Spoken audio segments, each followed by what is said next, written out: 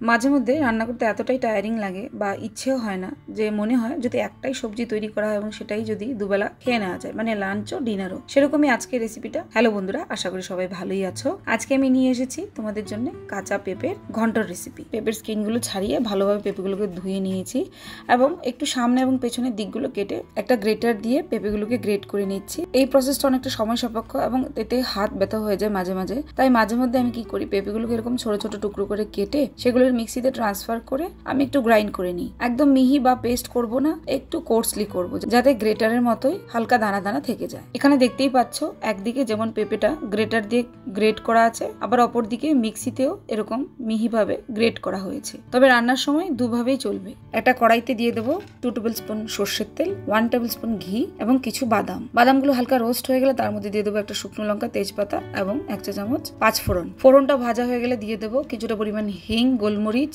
লবঙ্গ, এলাচ, দারচিনি এবং কিছু ছোট ছোট করে কেটে রাখা আলুর টুকরো। একটু নেড়ে চেড়ে প্রথমে ঢাকা দিয়ে দেবো। এই পর্যায়ে আমি নুন হলুদ ব্যবহার করছি না। ঢাকা তুলে এবার আমি দিয়ে দেবো স্বাদ মতো নুন এবং হলুদ গুঁড়ো। তারপর কিছুক্ষণ ফ্রাই করব মিডিয়াম ফ্লেমে। এরপর অ্যাড করে দেবো আদা কোড়ানো, 2টো কাঁচা লঙ্কা চিড়ে, ধনে গুঁড়ো, জিরে গুঁড়ো এবং কিছুটা পরিমাণ নারকেল বাটা। নারকেলটা আমি ভালোভাবে পেস্ট করে একটু মিহিভাবেই তৈরি করে নিয়েছি। এবার হচ্ছে কষানোর পালা। গ্যাসের ফ্লেমটাকে লো টু মিডিয়ামে রেখে সবকটা উপকরণ ভালোভাবে কষাবো। তারপর অ্যাড করে দেবো সেই গ্রেট করে রাখা কাঁচা পেঁপে। এবার হচ্ছে আসল প্রসেস। গ্যাসের ফ্লেমটাকে লো টু মিডিয়ামে রাখলাম এবং কন্টিনিউয়াসলি নেড়ে চেড়ে কষাতে থাকতে হবে। এখানে যত বেশি সবজিটাকে কষানো হবে ততই সবজিটা ভালোভাবে ফ্রাইও হবে এবং সেটা স্বাদটা ফুটে উঠবে। দিয়ে দেবো স্বাদ মতো নুন এবং 1 চা চামচের মতো গুড়ের গুঁড়ো। হালকা মিষ্টি দিতেই হয় এই রেসিপিতে, নাহলে সেটা টেস্টটা ফুটে ওঠে না।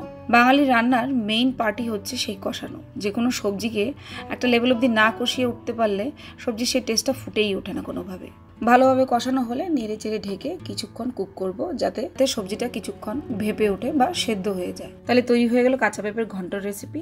যারা কাঁচা পেঁপে খেতে পছন্দ করো না একদমই, তাদের জন্য বলবো এই রেসিপিটা নিশ্চয়ই ট্রাই করবে এবং এইভাবে তোমরা পেঁপে রান্না করে খেলে পেঁপে তোমরা ভালোবাসতে শিখে যাবে। আজকের দিনে এই একটা সবজি দিয়ে আমি দুবেলা চালিয়ে নেব। যেমন দুপুরবেলা লাঞ্চে আমি ভাতের সাথে এই সবজিটা প্রেফার করব, তেমনি রাত্রিবেলা রুটির সাথে ডিনারেও প্রেফার করব। আশা করি বন্ধুরা আজকের রেসিপিটা তোমাদের নিশ্চয়ই ভালো লেগেছে। ট্রাই করবে এবং আমাকে জানাবে। ধন্যবাদ।